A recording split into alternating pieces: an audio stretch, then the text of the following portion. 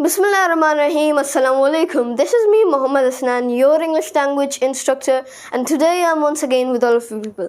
And if you people remember, I've once again brought you people to our 30 days crash course. What is this 30 days crash course? So the 30 days crash course, we are at day 18, is a crash course that I've brought specially for you people. It is the crash course that I myself followed and I have learned English through. It is not the crash course but my personal experiences. I have put all my learnings, all my experiences into one place, and that is how this crash course was created. And if you people want to see more of these crash course in the future, so stay tuned and you people are going to see some other episodes. So we are at our day 18 and a part 2 of our once old topic, which was about enhancing. Well, in that time I wrote developing, but now it's enhancing. So enhancing listening skills. This was our topic for one of the topics that we did in the past, and we are going to be doing a part 2 of that simple or that specific topic. So let's begin and let us understand what this topic is telling us about. Number 1, understanding accents and dialects. Dialects and accents are two different things in my eyes. Dialect and accents, for example, accents, there are many accents. Majorly, there are a few accents, like for example, there is the Irish accent, the world's easiest accent for anybody who does not know. Then there is the West Country accent, which is known as the world's hardest accent. Not for me personally, because it's not that hard for me, but I believe it would be a challenge for people who are new to the English language. So there are many accents, then there are many dialects. In Pakistan, there are many dialects, rather not accents. There is one Pakistani accent that we all speak, but then there is a few variations to that accent. Like there are a few dialects. Those variations are known as dialects. So for example, we say Charsadwal accent, then there is Sadar accent, then there is Lahori accent, then there is Karachi accent. So these are not accents, these are dialects that people use. For example, one of my old teachers used to say that Charsadwal accent. So in Charsadwal accent, instead of P you say F, and instead of F you say P. So pan, and instead of fan you say pan, instead of pan you say fan. Like it's like that. Perfume, it's not perfume, it's perfume.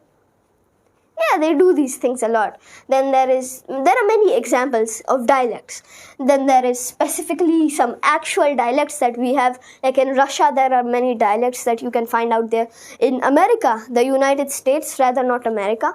In the United States, every country has its own accent, like Dutch accents, etc. There are many accents you have, and then there are dialects in that accent. Then there is French accent, Russian accent, and a little bit of Spanish accent. These three are a little bit of similar, but rather not the same.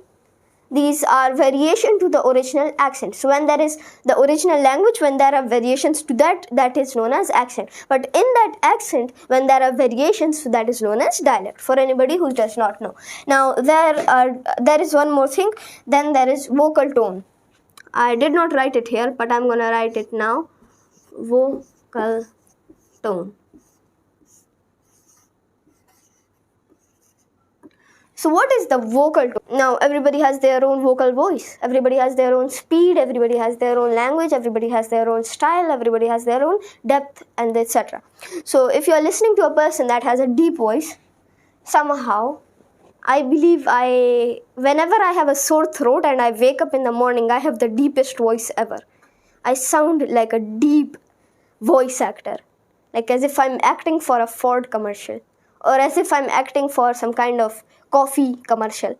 Like that type of voice. I have like that tough type of voice. So now in the morning my voice is not proper, but the people who actually have a deep voice or deep vocal cords, so for those people, their style of speaking would be a bit slow, a bit more aggressive sometimes, because I've seen people with deeper voices be a bit more aggressive and a bit more silent. They rather not like to speak that much. Meanwhile, people with sharp voices like me, I have a lot of sharp voice. You cannot hear it right now, but when I start to speak in speed, it's not speed, it's just the sharp voice that I create. I personally am also a sharp voice speaker and I speak fast. I speak really fast, but I do not speak in front of students fast, in front of friends fast. I do not speak in front of these people, because then they are saying कि शोखियाँ दिखा रहे हो. So I'm not gonna speak in front of my students fast, not in front of my friends fast. But personally, whenever I'm talking like in my head, like I'm thinking, so then I use the fast accent, which is very fast. You people will not understand anything that I speak at all. You people are not going to have any kind of exposure towards what I'm speaking, and it's going to be really fast for you people. You people might not even understand what I'm speaking currently, because that's not even the fastest I can speak. I can speak more faster than what I'm speaking currently.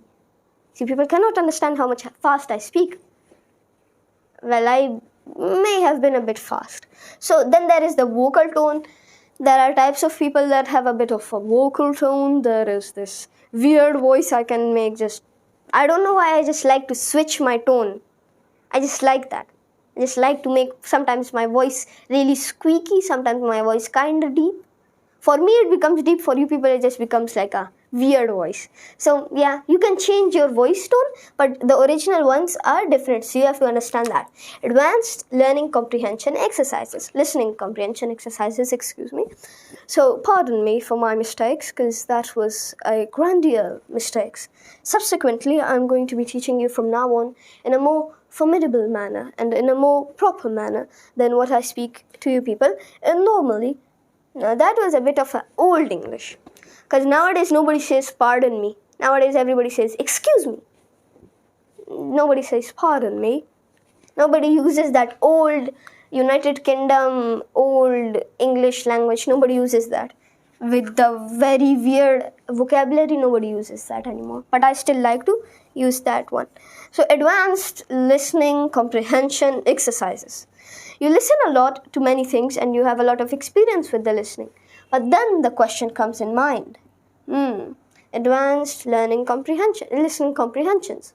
So for listening comprehensions, there are many ways, but you can find some advanced one out there. You should listen to those. You're going to have a few questions down there written. You're going to answer those questions. You're going to have some ideas. You're going to have some match the columns. You're going to have some fill in the blanks. You're going to have many things that are going to be a part of this comprehension and this overall thing that is going to happen. So this is one way of having your listening comprehensions. Then there is transcribing and analyzing spoken English. How to transcribe? When you're listening to somebody, not all people are like natives. Not all people are that genius English language speakers. I know, not everybody can achieve that. Only a few are granted with such immense strength to wield this language. So for those type of people, I'm also one of those people, because I do not translate, I do not transcribe, but rather I just directly understand it. I do not have to translate it. I just understand English language. So that's one thing I am very good at. Secondly, whenever I'm speaking, so I do not need to think. I do not need to translate. I do not translate my language from Urdu to English so that I can speak. I just directly speak out. So for people who do not know how to do that, you can transcribe. You can use another language, translate your language in a very speedy manner, through which your listening will be better, your brain power and brain capacity will be better, your thinking capacity and your critical analyzing will be also better, and analyzing spoken English. So when you analyze spoken English speakers, so for that reason, you will actually have a lot of experience. You're going to have a lot of exposure. You're going to have some idea about how to speak in a very great manner, in a very good manner. So for that reason, you're going to need a little bit of practice upon analyzing spoken English. When you analyze that, so you're indirectly learning spoken English. You're indirectly understanding, and slowly but surely you're going to become either like me or either like another student who does not have to translate, and in the end you'll be like a native but not a native at all. Yeah, that's all. So that was all for our today's video, folks. I just talked about all these things. This is once again the place you can see and you can have your notes written if you want to write your notes, and if not. So that was all for our today's video. Thank you so much, folks, for listening to me, and I'm going to meet you in my next video. Until that time, thank you so much, and Allah Hafiz.